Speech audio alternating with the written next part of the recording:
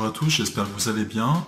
Ici François-Xavier Paul du blog Les Parents Positifs, le blog des parents qui se bougent pour rester positifs.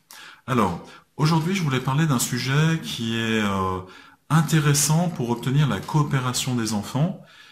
Souvent on s'y prend mal pour obtenir cette fameuse coopération. On est plus dans le fait de donner des ordres.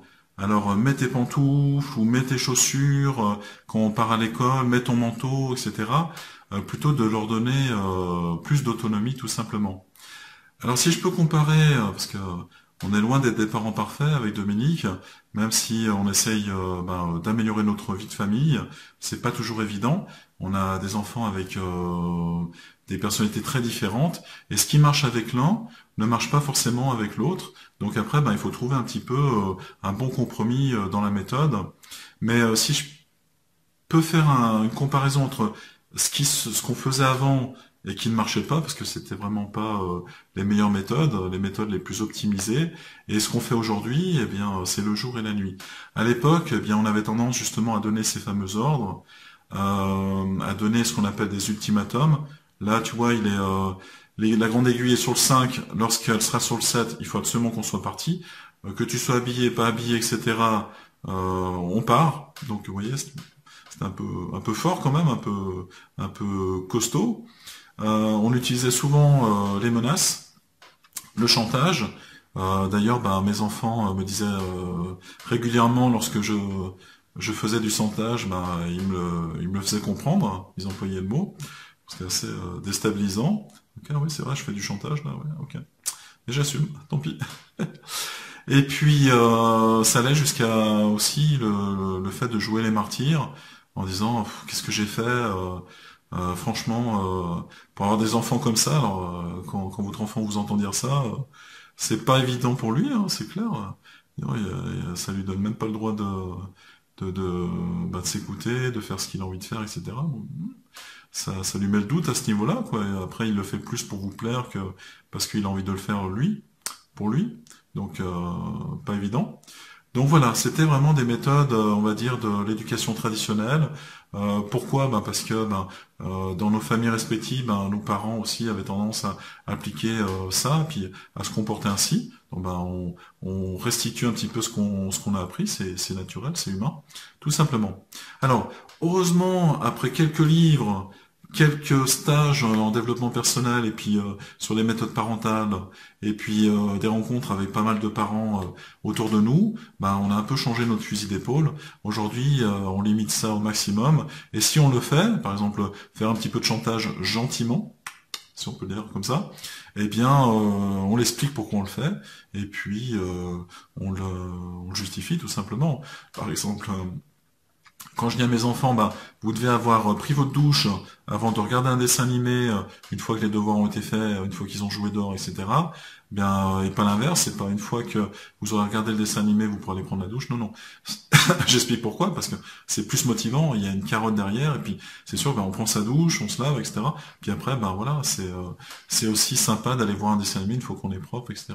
Donc ça, c'est un peu du chantage, mais j'explique que c'est pour des raisons de motivation, et puis parce qu'on connaît nos petits loulous, et je pense qu'il y aurait quelques dessins animés avant qu'ils se décident d'aller se doucher.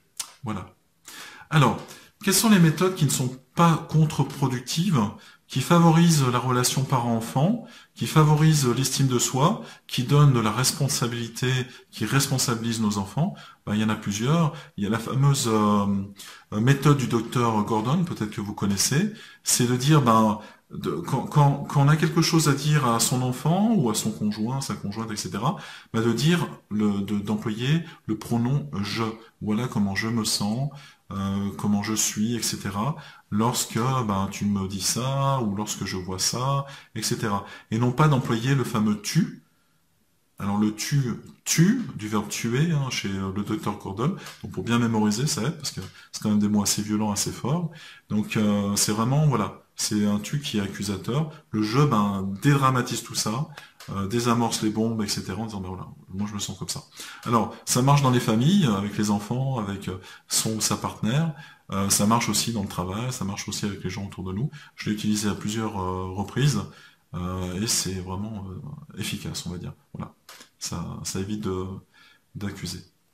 Le fait de décrire son propre ressenti, je me sens comme ci ou je me sens comme ça, quand tu hurles ou quand tu te bagarres avec ton frère, et ça je ne suis pas d'accord, eh ben ça aide aussi à verbaliser les choses sans rentrer dans une spirale d'explication, d'accusation, etc. Ce qui est intéressant également, c'est de décrire la situation. Voilà ce que je constate, voilà ce que je vois, voilà ce que je ressens, etc. Ça, c'est important. De donner l'information, bah, de dire, voilà ce que je constate, et voilà ce que je veux, et qu'est-ce qu'on peut faire pour y arriver. Alors, il y a des choses qui sont pas forcément négociables. C'est les règles de la maison. Elles s'appliquent aux différents membres de la maison, c'est tout, c'est non négociable, c'est comme ça. On a tous signé en bas du document et on respecte le pacte, tout simplement. Et puis, c'est de dire, ben voilà, je te préviens à l'avance, si tu continues à faire ça, par exemple, lorsqu'il y a un conflit, voilà, on lit un bon livre, voilà, on est en train de travailler, et puis nos enfants font beaucoup de bruit, eh ben on prévient, tout simplement. Si euh, tu continues à faire ça parce qu'on a besoin d'avoir du calme et du silence pour travailler, donc trouve un jeu ou une occupation plus calme, et puis on fait des propositions des fois, eh bien si tu n'arrêtes pas, eh bien voilà ce qui va se passer. Euh, Ça nous arrive aussi des fois alors pas de, je sais pas si on peut appeler ça punir, mais de priver de quelque chose notre enfant. Une fois, il y avait eu par exemple une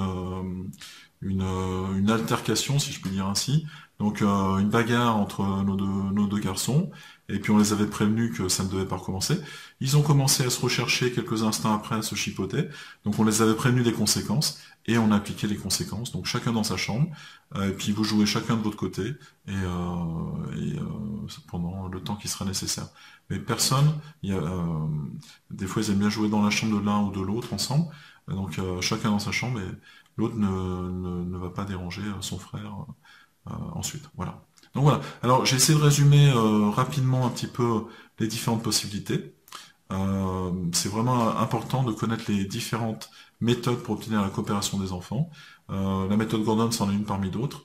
Il y en a d'autres aussi, si vous lisez notre blog, il y en a quelques autres, mais c'est vraiment une méthode qui marche très bien et qui est efficace, contrairement aux vieilles méthodes un petit peu de la préhistoire, si je puis dire, aujourd'hui, mais que des fois on continue à appliquer parce qu'on ne sait pas qu'il y a d'autres possibilités, tout simplement. Alors, si vous avez aimé cette vidéo, n'hésitez pas à liker juste en dessous, ça nous encourage et ça nous fait très plaisir à chaque fois. Sinon, vous êtes libre, ou dans la foulée, vous êtes libre de recevoir notre guide des 10 outils du parent positif qui apparaît ici. C'est vraiment un guide qui a été publicité par plus de 700 de nos lecteurs aujourd'hui, et c'est quelque chose qui sera enrichi dans les mois à venir parce que on découvre des nouvelles choses et puis on a envie de les faire partager, vous les faire partager, tout simplement. Voilà. Donc je vous dis à la prochaine. D'ici là, ne soyez pas forcément des parents parfaits. C'est compliqué d'être parfait, puis c'est quasi impossible, mais soyez des parents positifs et bienveillants. Voilà. À bientôt.